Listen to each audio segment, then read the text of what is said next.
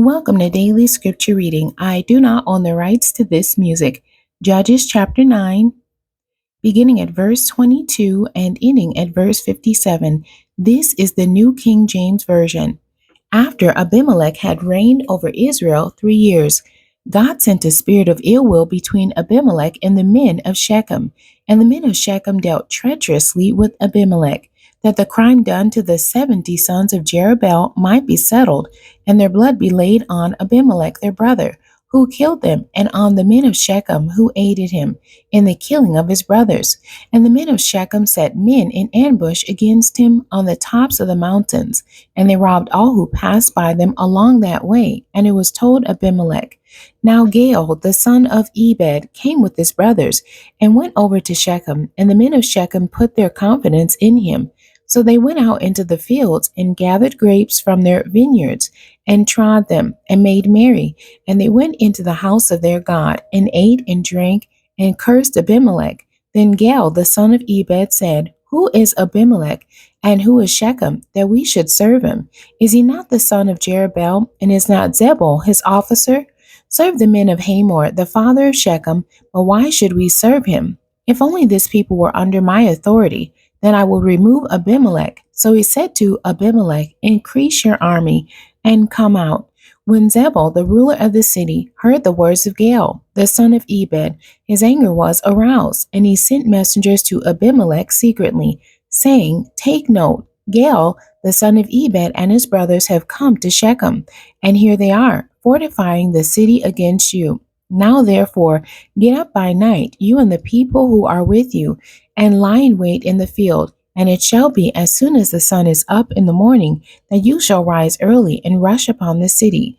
And when he and the people who are with him come out against you, you may then do to them as you find opportunity. So Abimelech and all the people who were with him rose by night, and lay in wait against Shechem in 4 companies.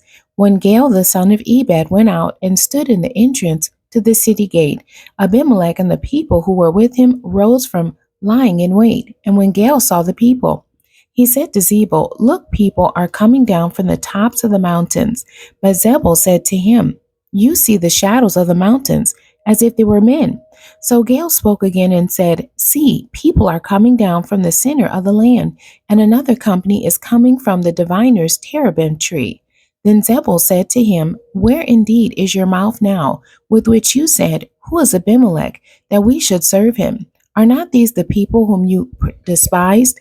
Go out, if you will, and fight with them now. So Gaal went out, leading the men of Shechem, and fought with Abimelech.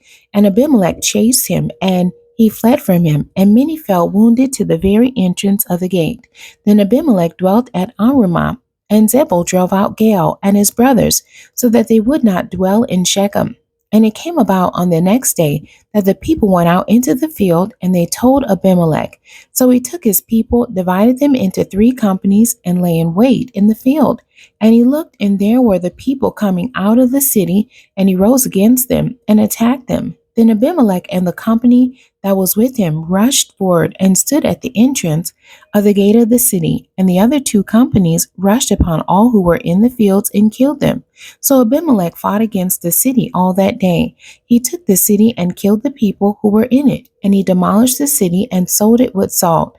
Now when all the men of the tower of Shechem had heard that, they entered the stronghold of the temple of the god Berith. And it was told Abimelech that all the men of the tower of Shechem were gathered together. Then Abimelech went up to Mount Zalmon, he and all the people who were with him. And Abimelech took an axe in his hand, and cut down a bow from the trees, and took it and laid it on his shoulder. Then he said to the people who were with him, What you have seen me do, make haste and do as I have done. So each of the people likewise cut down his own bow, and followed Abimelech, put them against the stronghold, and set the stronghold on fire above them, so that all the people of the tower of Shechem died, about 1,000 men and women. Then Abimelech went to Thebez, and he encamped against Thebez and took it. But there was a strong tower in the city, and the men and women, all the people of the city, fled there and shut themselves in. Then they went up to the top of the tower. So Abimelech came as far as the tower and fought against it, and he drew near from the door of the tower to burn it with fire. But a certain woman dropped an upper millstone on Abimelech's head and crushed his skull. Then he called quickly to the young man, his armor bearer, and said to him, "Draw your sword and kill me, lest men say of me, a woman killed him." So his man thrust him through, and he died. And when the men of Israel saw that Abimelech was dead, they departed every man to his place. Thus God repaid the wickedness of Abimelech, which he had done to his father, by killing his 70 brothers, and all the evil of the men of Shechem. God returned on their own heads, and on them came the curse of Jotham, the son of Jerubbaal. The end. God bless you, and thank you for joining me today.